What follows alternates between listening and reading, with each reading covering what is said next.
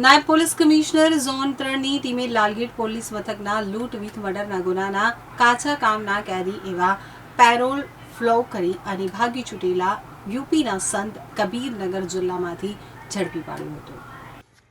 Surat police commissioner Anupamsinh Gehlot અને અધિક police કમિશનરની સૂચનાને લઈ નાયબ પોલીસ કમિશનર ઝોન 3 જૈનની સૂચનાને લઈ અને એલસીબીની ટીમ ગંભીર ગુનાઓમાં વોન્ટેડ આરોપીઓને ઝડપી પાડવા મેદાને હતી. ત્યારે બાતમીના આધારે